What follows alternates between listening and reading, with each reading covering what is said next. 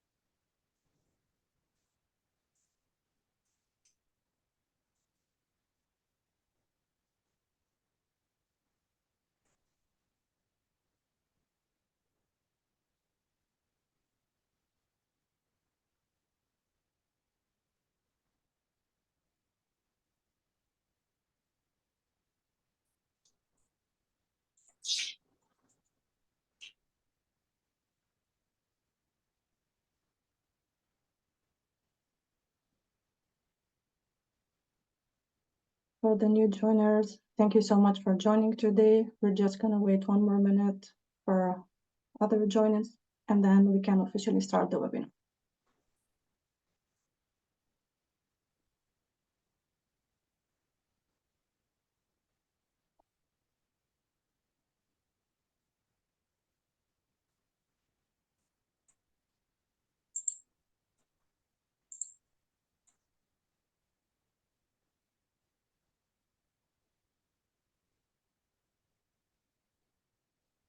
Okay, I think we can start.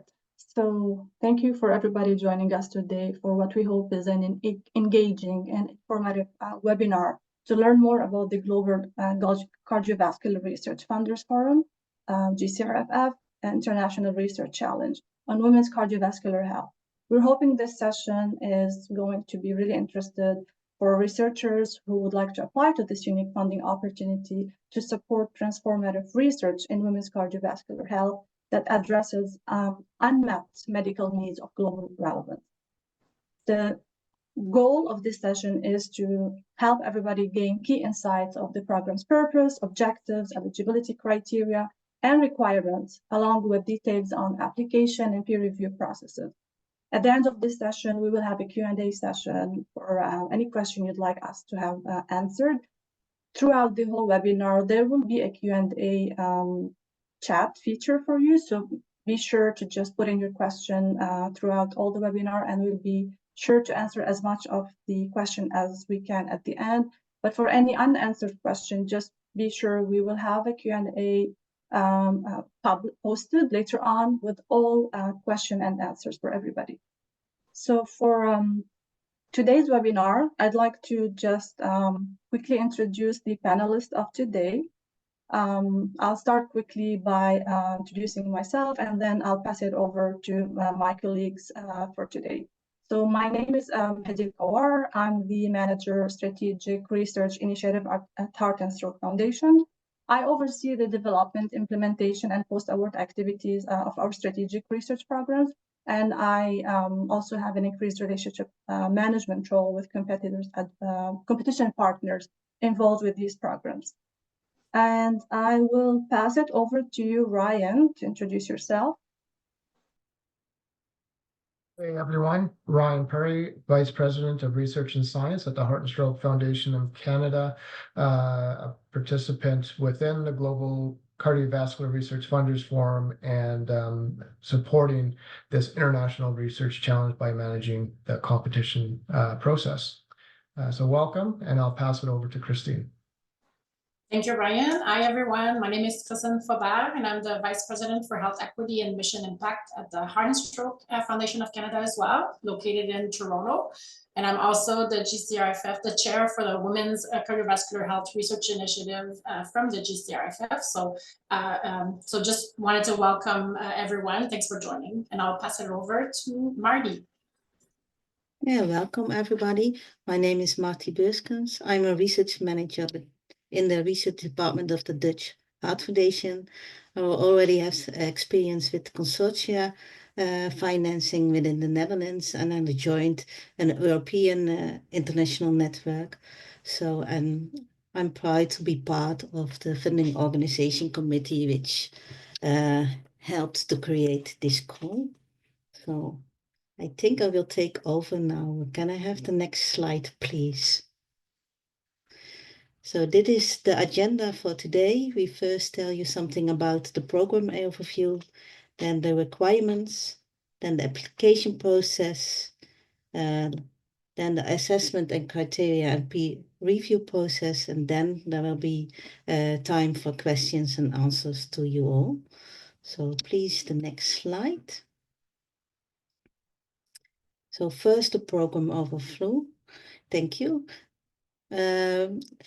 I think many of you don't know already the Global Cardiovascular Research Funders Forum.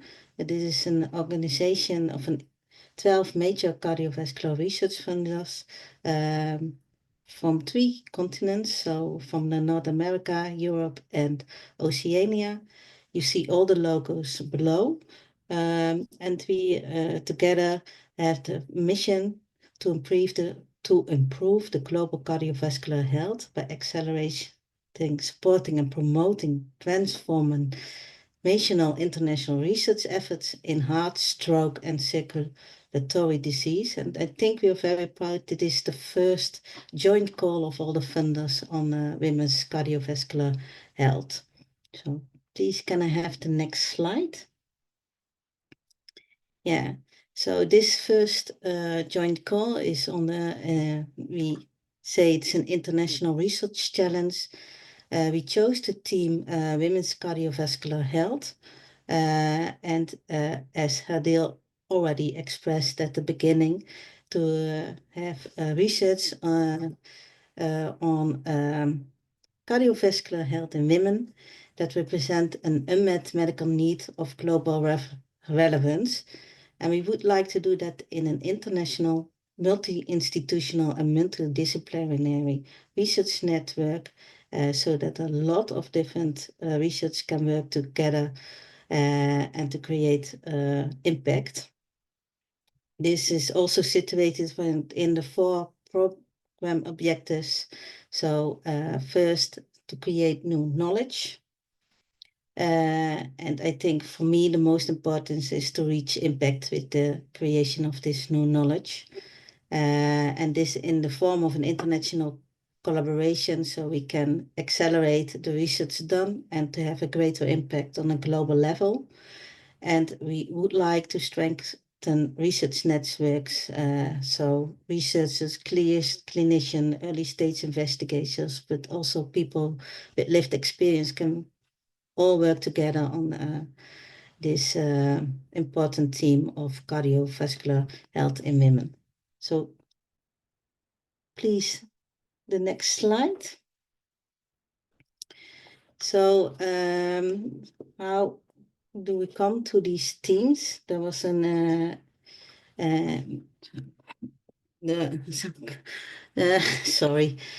Global Research Funders Committee or Funders Forum did a lot of work to before we stated these areas in also in the program description.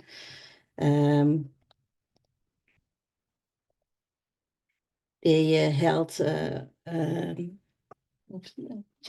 they had some consultations within the funders members.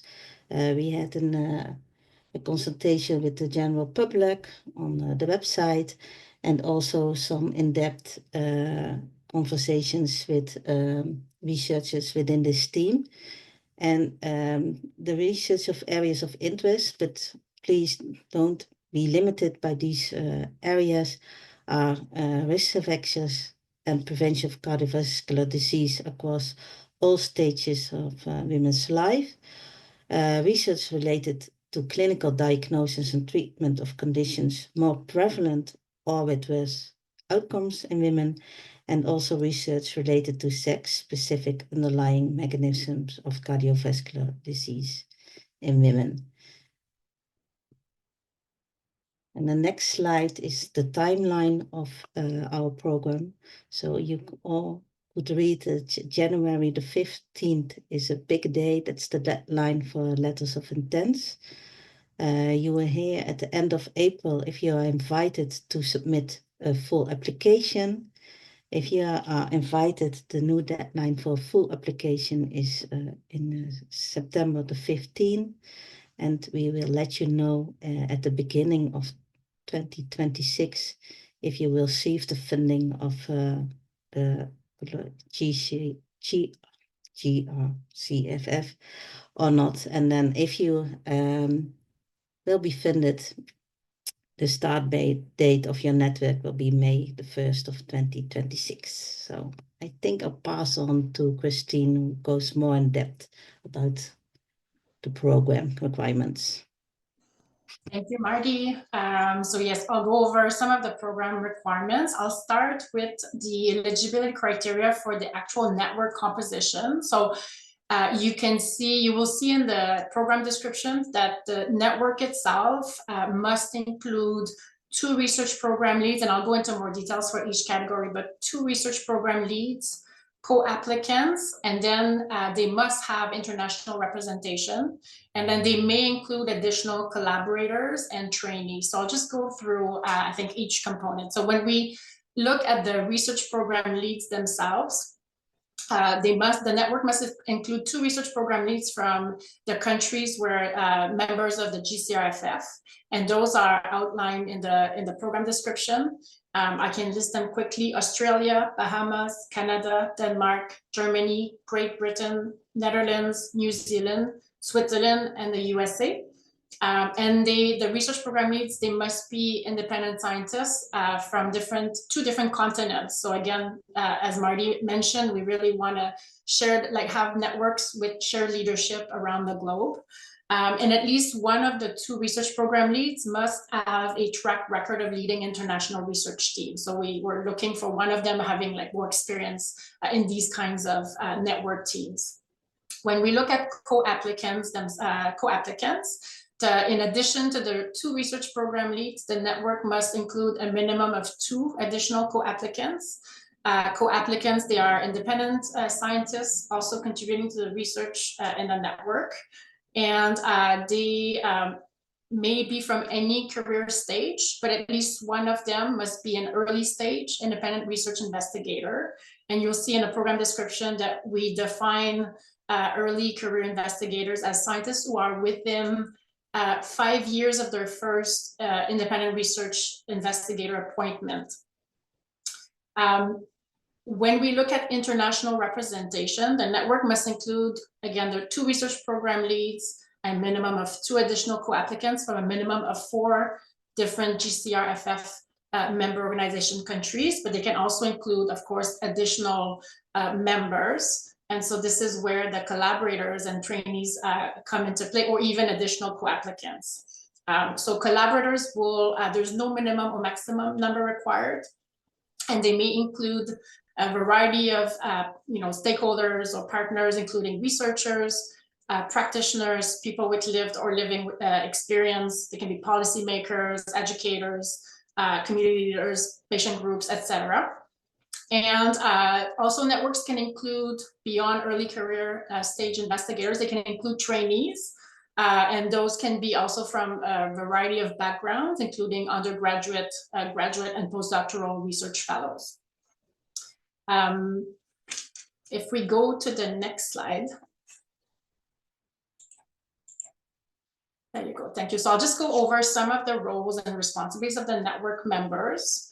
If we look at research program leads, I mentioned there has to be 2 research program leads from 2 different continents. So the research program leads, they're jointly responsible for overseeing the network governance, including facilitating all the decision-making or the conflict resolutions, and also recruiting new members if additional expertise is required or if some members retired. So the research program leads, basically, they oversee the network governance. They also coordinate the overall budget in collaboration with the co-applicants, and they will be responsible for submitting progress reports on behalf of the network. And they, of course, as part of the network, they lead components of the research program. When we look at co-applicants are also independent scientists who make a significant contribution to the intellectual direction of the network or the research program. So they lead or execute key components of the research programs, and then they will also be responsible for providing detailed scientific and budget reports. And then when we look at collaborators, again, really depending on what the program consists of, but so as applicable to the proposed research activities, they can support, they can be involved in terms of developing the research questions and design, or they can provide access to specialized services or resources. If we think of, for example, patient populations, special equipment, special training, etc. Or they can also, or they can be knowledge users, so collaborate on any knowledge dissemination, clinical guideline development or policy development. And then the role of trainees, of course, they would be working under the guidance of senior network members, but they're basically responsible for just, of course, from a learning perspective, but just participating in different research activities of the network. And I think if I go then to the next slide, I'll just finish with requirements around the network governance.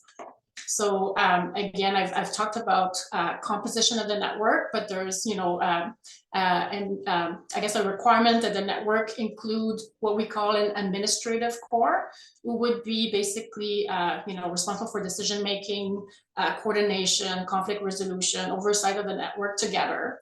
And so we're seeing that the research program lead, who's the experienced researcher, who has experience working with international kind of research team, will serve as the chair of the administrative core.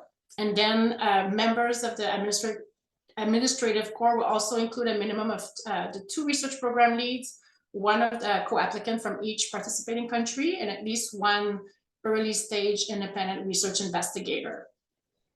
And in terms of reporting, so the research program leads, they will be responsible for, again, I mentioned earlier, but coordinating, preparing, submitting the annual progress reports and the financial reports on behalf of the network.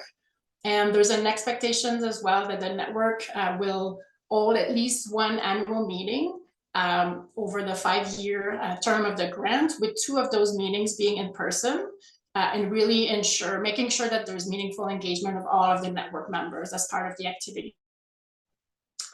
And then we didn't go through them, but just wanted to encourage everybody to refer to the program descriptions really for all more detailed eligibility criteria, requirements, policies, and conditions of funding. We're also not covering in this webinar kind of what costs or expenses are eligible or non-eligible. So again, we just encourage everybody to refer to the program descriptions for all of these details. So with this, I'll pass it over to Adil, who will go through the application process. Thank you, Christine. So I'll start by just re-highlighting that this funding opportunity is a 2-stage application process, including a letter of intent, or what we call LOI for short, and a full application. So the main difference is that the LOI is open to all applicants, while the full application is by invitation only. So I'll start by talking a little bit more about the process details for each, starting with the LOI. Next slide, please. To submit an LOI, the designated research program lead must create an account on Flux, and they would be the only network member with access to Flux. And so when it comes to submission of the LOI, it's their responsibility on behalf of the network. The deadline would be Wednesday, January 15, 2025, 8 p.m. GMT.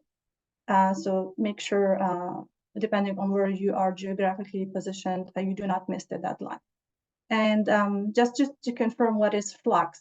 Flux is the online program grant portal which is managed by the Legit Foundation. And it's through this account that both LOI and full application will be submitted. Once you go and create an account on Flux, you will receive a confirmation notification by email within 24 or 48 hours with the login details. And those login details will be the same used for LOI and later on for full application. So in brief, just to talk about the LOI, to submit a full complete LOI, the designated research program lead will need to complete 4 sections on Flux. Those sections are the project information, research program leads and institution information. Third is the network members, and last is a section about suggested reviewers that we would like to have, if anybody can recommend some who are good enough to or expert enough to review the application. In addition to those 4 sections, there are 4 documents, 4 PDF files that are required to be uploaded to Flux. And those documents are the research proposal, the biosketches of the research program leads, co-applicants, collaborators who are research investigators. And then we need the letters of support for collaborators. And lastly is the disclosure forms for all network members expected to receive a budget from AHA or other GCRFF member organization. And here I'd like to highlight that although we would require individual forms for those different kinds of forms, but it's required that you combine all of those individual ones into one single PDF and then upload it to the designated field on Flux. Moving forward to the full application, if we go to the next slide, please. What will happen is that all applicants will be notified by email regarding the LOI decisions. But if the LOI is selected by the GCRFF to advance, the designated research program lead will be provided with a link to the full application instruction on Flux, and they will need to complete or update the program information sections along with the other section that they've already have completed. And there will be, it's also an opportunity to attach additional PDF files of those we mentioned already at the LOI stage, but also they will be required to upload 2 additional forms in here. And those are the network and institutional budgets, and then the budget justification. The designated research program lead must also download the research agreement from Flux, because this will be also available at the full applications phase.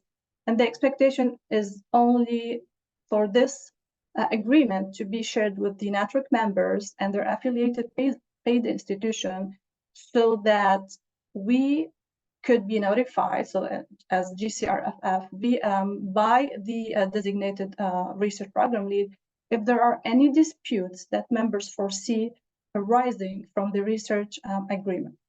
And I just like, before I pass it over to Ryan, to highlight something related to the LOI and also for the full application. Details about exactly what's expected, whether it's regarding the formatting or how to write the LOI, or what's the difference between the program proposal, research proposal at an LOI stage versus research plan at a full application. All those, the answers to all those questions is available in a specific document that is downloadable from Flux. So if whenever you go to Flux, you will see you will be able to download the biosketch form, the disclosure form, but also there's an LOI instruction document that once downloaded, it will give you a very much detailed exposure of what to expect and how to submit. And now I'll pass it over to you, Ryan. Thank you, Hadel. And this section will now look at how the letters of intent and full applications will be adjudicated and assessed through this International Research Challenge. So the 4 assessment criteria that will be used by reviewers include the transformative impact, research excellence, network team, and network governance. In terms of the transformative impact, this is focused on how the research will generate new knowledge and generate changes in women's cardiovascular health. There'll be considerations around the knowledge generation and mobilization, the overall impact of the proposed activities, the innovation within that activity, as well as the capacity and potential of the network to build and strengthen the research personnel and awareness through collaborative approaches in these network activities. In terms of research excellence, this is looking at the alignment of the research with the International Research Challenge objectives. Is it clear and innovative in the approach? In terms of research excellence, it will also consider feasibility, engagement, and the strength of the engagement where appropriate with other key groups, including patients, people with lived experience, caregivers, and others. And then as well as a consideration of intersectional factors such as sex, gender, ethnicity, culture, life stages, and a number of others are highlighted within the program description as they're incorporated or considered within the research design and analysis. As it relates to the network team, does the team bring diverse expertise, and is it structured to support international collaboration? So looking at the leadership and expertise within the network team, how the group is going to collaborate and work together to achieve the goal of the proposed activities aligned with the funding opportunity objectives. Consideration of equity, diversity, and inclusion in terms of the network composition, and is it representative of diverse perspectives, disciplines, and sectors? And then also looking at training and mentorship in terms of committing mentorship, leadership development, and career support of early stage independent research investigators, as well as trainees of those that are included as part of the network activities. And finally, as it relates to network governance, the proposals will be looked at in terms of the structure and decision-making of the network. Is it well balanced, structured between the research program leads, co-applicants, as well as the broader network membership? Looking at communications and how the network's going to communicate internally and externally, as well as coordination and management and administration of network activities, including consideration of conflict prevention and resolution, quality improvement, and other activities that are described further in the program guide. Also under network governance is looking at data management, the appropriateness of the network to manage, use, and protect data, including secondary data use as appropriate during the grant tenure, and then considerations for sustainability of the data beyond the time frame of the grant.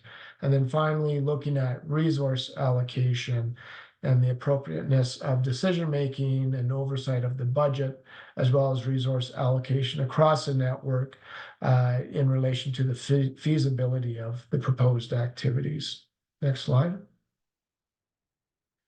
In terms of the peer review process, so applications will undergo the following. So at the letter of intent stage, an administrative review will be done in terms of eligibility. So all of the eligibility requirements for the funding opportunity have been met, as well as looking at relevance of the proposed activities to the goals and objectives of the funding opportunity.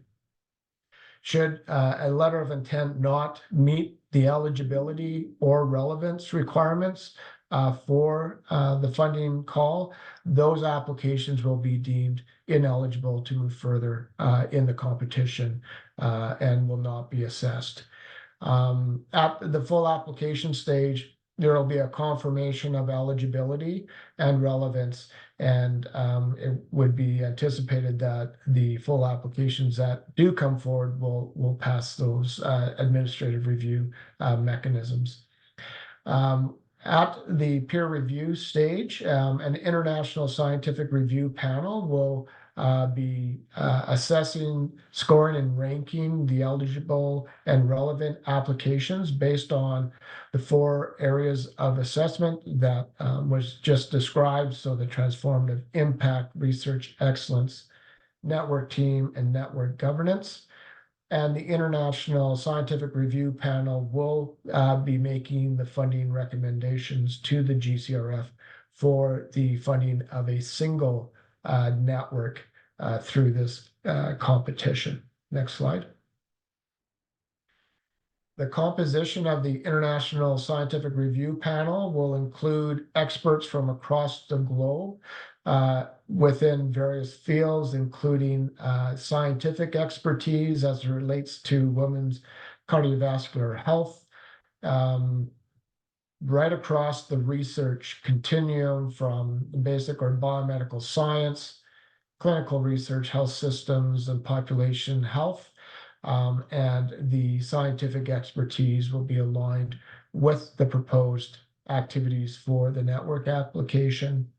Applications will also be assessed by individuals with lived experience to look at the engagement and appropriateness of the activities to those with lived experience. Applications will also be assessed through a governance lens to ensure that the governance structure and mechanisms make sense and appropriate for the network activities. There will be an intersectionality lens that is brought to look at the applications as it relates to equity, diversity, and inclusion, sex and gender-based analysis, looking both at the network composition as well as the those that participate in the research as dependent on the activities that are proposed within an application. And then finally, there will be a data management expertise that will be assessing applications in terms of good governance around data and an alignment with good practice as it relates to data use and management. Next slide.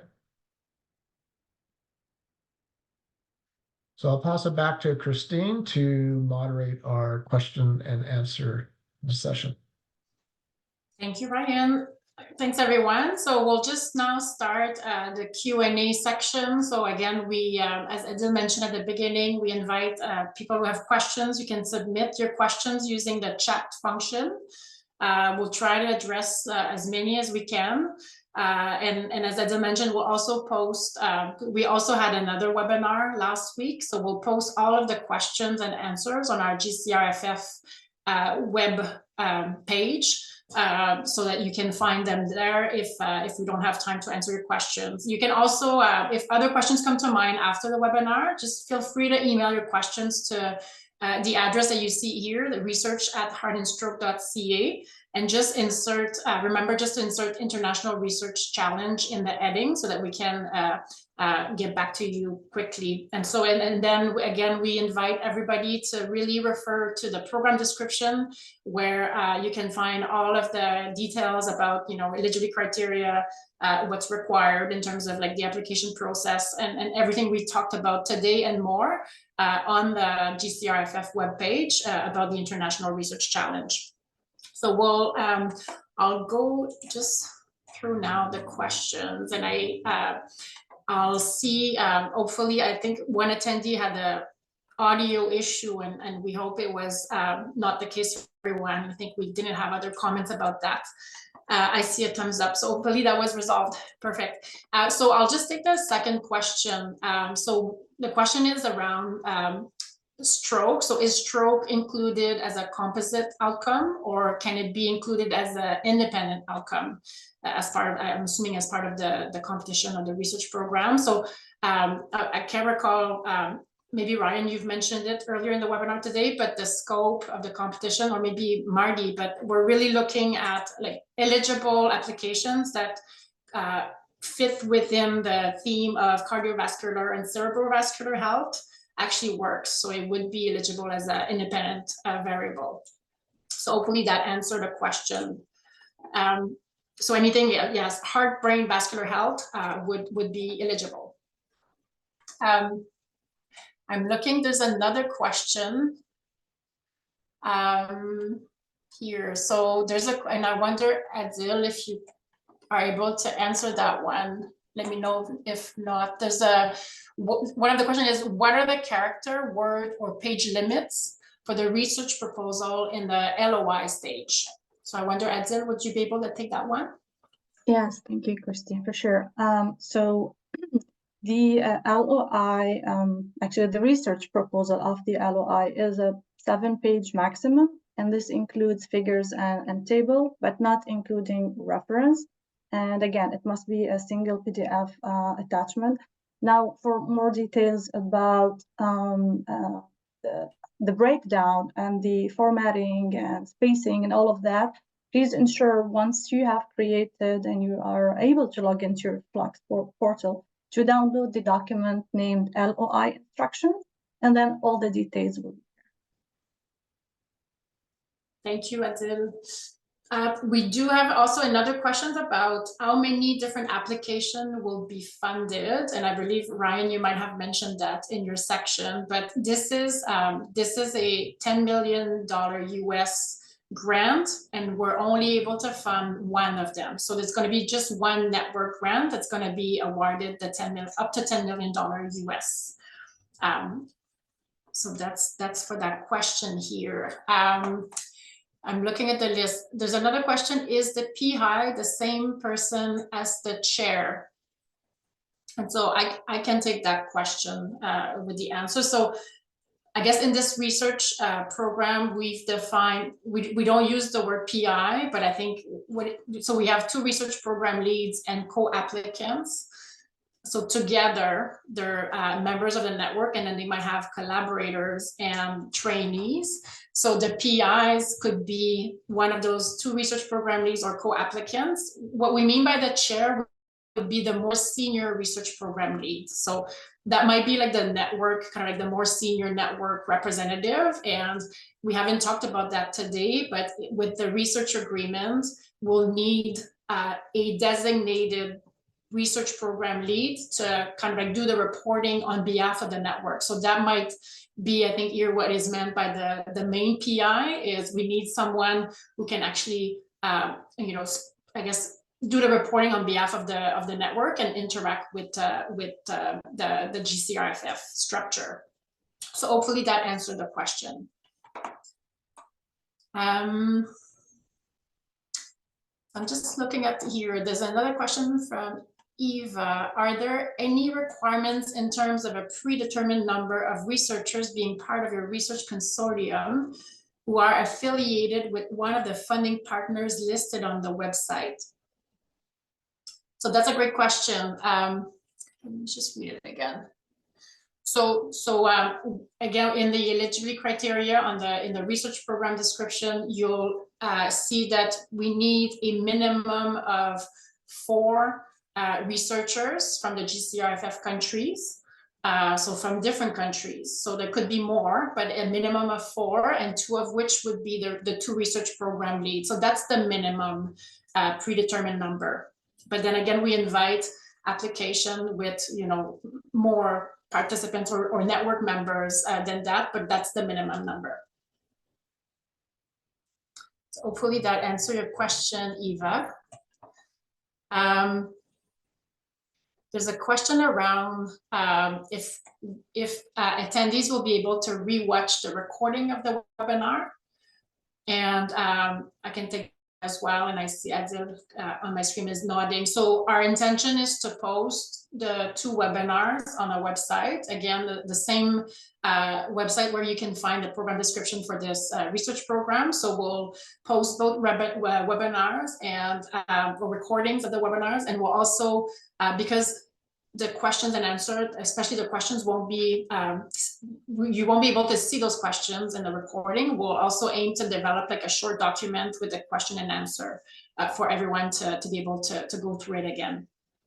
And for those who could not join us today. So here, so I wonder if Ryan, you'll be able to take the next question from Armeni. So there's the question, I believe I heard that co-applicants in early stage should be independent. Would you please define independent and early stage in this context? Ryan, I'll be happy to take that one? answer that, Christine. So we recognize that in different jurisdictions, the terminology can mean different things. And in the context of this funding opportunity, what is intended by an early stage investigator is an investigator or an individual that has an independent appointment where they're eligible to receive grant funding from one of the funding organizations within the GCRFF. So that is the how we're defining it. So they're independent investigator, they have an academic appointment, and they're within the first 5 years of that independent appointment. So hopefully that answers that question, because we know there are different definitions out there. But if looking for additional context around that, please follow up in the chat, but hopefully that answered your question. Thank you, Ryan. And Ryan, I might just add, because I know that was also a question last week from an attendee, is early career researchers have to be have that status at the time of the LOI submission, not at the time of funding. So just wanted to have that piece.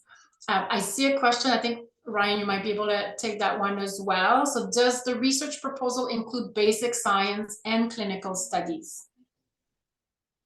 So in terms of what type of research is brought to bear within the application, that's really dependent on what the group is proposing. So there's no requirement within the funding mechanism that it has to include various types of research disciplines. The primary focus is around the transformative nature of the proposed work on women's cardiovascular, cerebral vascular health. However, the network that's coming together is proposing to achieve that. That is at the discretion of the network. And so just keep in mind as you bring the groups together, considering the assessment criteria, but there is no particular requirement around the number of research disciplines to be involved. It's more driven by the work that is being proposed for the network to undertake. Thank you, and I think that I was just going to say, Christine, on with the following question around clinical studies and at what stage of a clinical study is acceptable.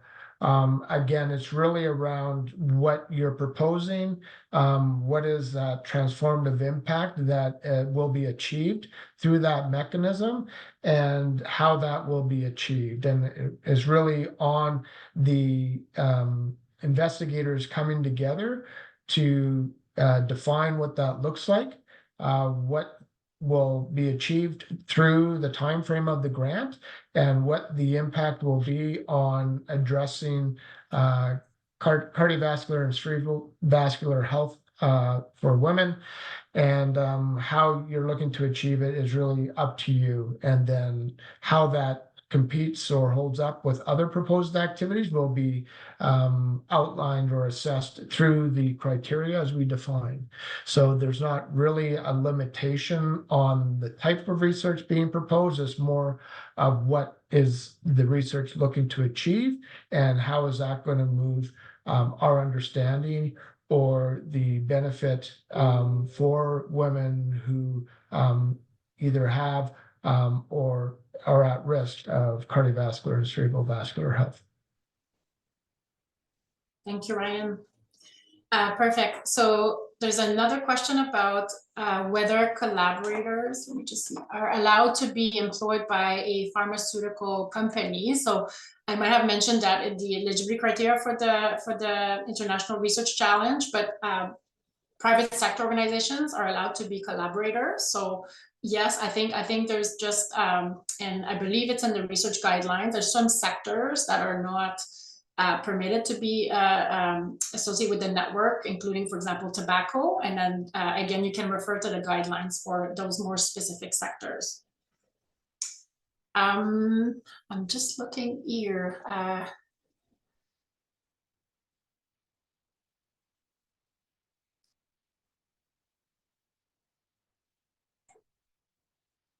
And there's a question just around, so sorry, I'm just reading about priorities and perspective of women with lived experience are not mandated for in team members. In the International Big B Challenge by the British Heart Foundation, clear patient relevance was one of the 6 main areas. Why is it mandatory? Why is it mandatory to have women with lived experience on the research team? And I believe that in our competition, it's not mandatory. I think it's encouraged as collaborators to have people with lived experience or living experience as part of the network, but it's not mandatory. So I just want to make sure, again, maybe inviting everyone to refer to the program guidelines just for the exact eligibility criteria for the competition. I'm not sure if Ryan or Edil, if you wanted to add anything here.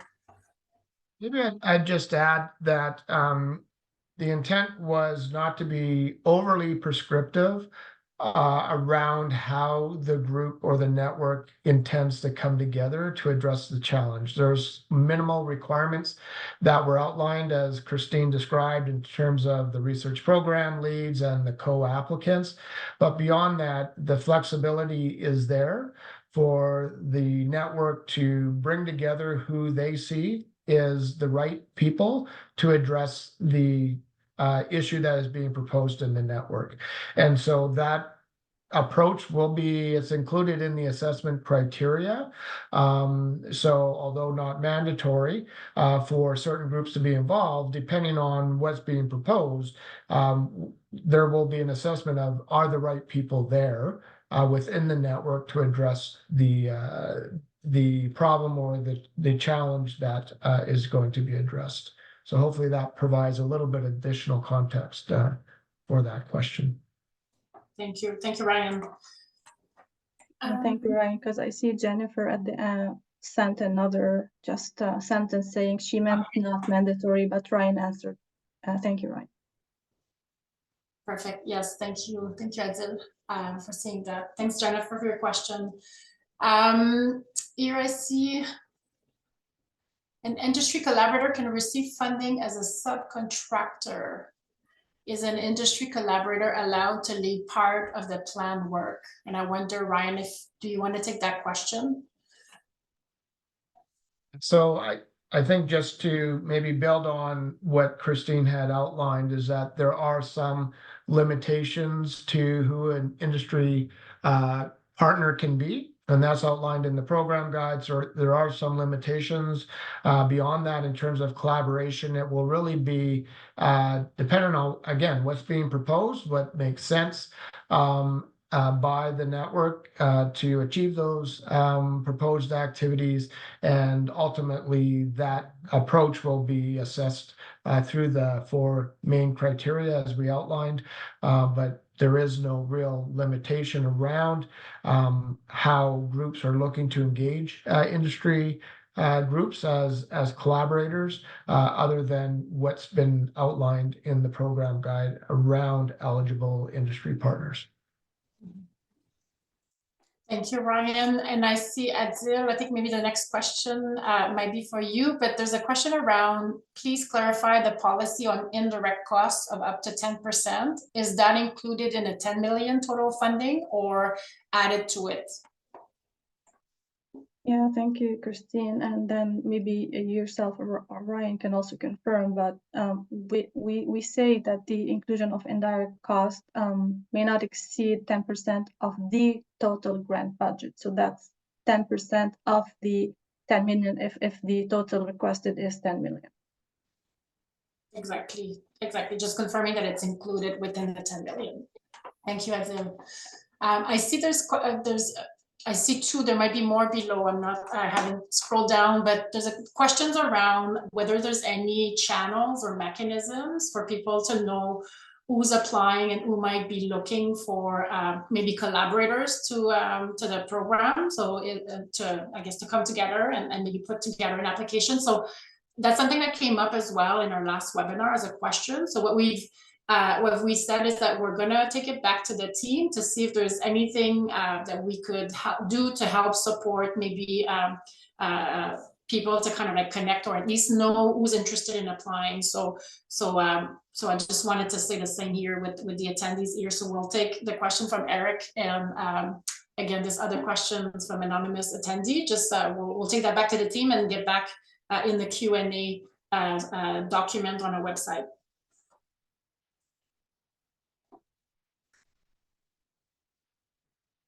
And then I guess my answer was not clear about the stroke piece. So is an application focused on stroke only eligible? And the answer would be yes. And Ryan, I'm just I guess confirming that it's true. Okay, awesome. Perfect. Then we have questions. Collaborators can be identified as organizations, for example, NGOs. And do they have to be represented by a lead? So I can answer that, and Ryan, Adil, or Marty, please correct me if I'm wrong. But so collaborators, yes, can be organization, could be different types of organization, including NGOs, but they would need to be represented by a representative. So again, they cannot be a lead, like a research program lead on the grant or on the network, but they will need to be represented by someone, which would be a collaborator basically to the research program network. So hopefully that answered the question.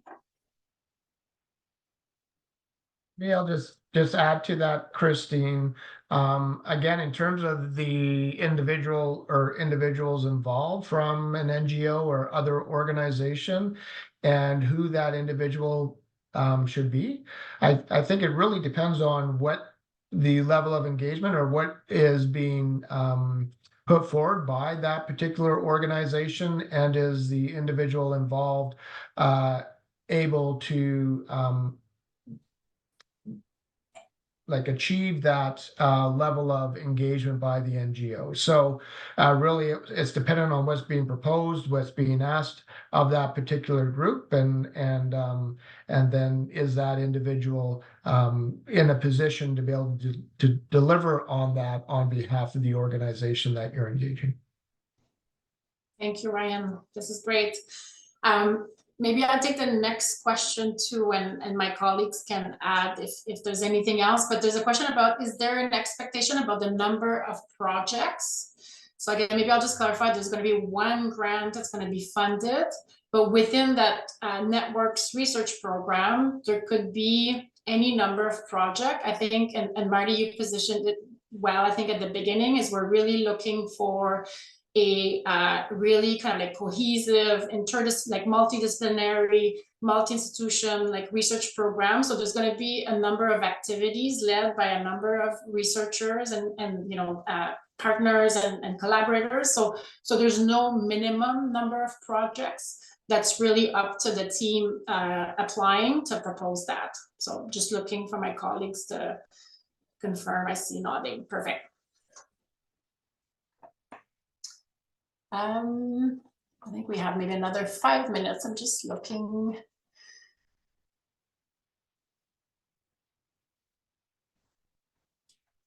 Get this one addressed.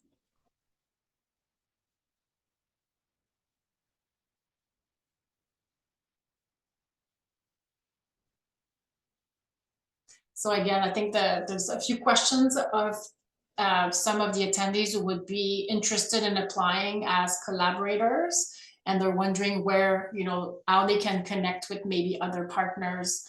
So again, back to the, that mechanism that we're going to look into it as a team, and then we'll get back to this group in our Q&A document about, whether we're able to support that.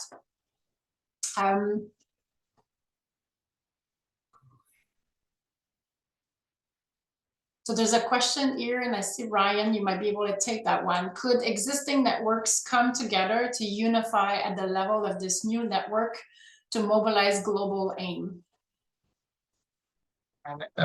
That's a great question. And again, as long as when you bring those existing networks together, you adhere to the eligibility requirements for the International Research Challenge as described. There is really no limitation about who's coming together through in which way and through which mechanism, as long as they're eligible, so it meets the eligibility requirements in terms of the research program leads, the co-applicants and collaborators involved. And then from there, it's really about what is it that the network's looking to achieve and how you're looking to achieve that work that's being proposed. Thank you, Ryan. I see there's two other questions that are related. I think Adzil, you might want to take one and or both, and maybe complemented by Ryan. But one of the question is, what percentage of LOIs are invited to submit a full proposal approximately? Yes, thank you, Christine. I'll share a 2 cents on this, and Ryan, please feel free to add from your perspective. But ideally, so the International Scientific Review Panel will assess, score, and rank the applications based on the 4 areas of strategic importance we've already discussed. And then they will make a recommendation to the GCRF for up to 6 LOIs that will be invited to submit a full application. Thank you. And I think similarly, there's a question about also that process at the LOI stage, but once the LOI are submitted, will the committee consider making recommendations of suggesting different LOI authors to consider creating the multidisciplinary international framework that have not previously been considered? I'll say I mean, the committee will be providing feedback about what can be done to improve different aspects going from LOI to full application, or what has been done in a way that is considered strong enough.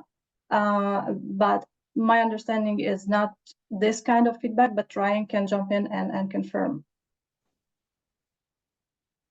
I would just add that this is a first opportunity of this nature by the Global Cardiovascular Research Funders Forum.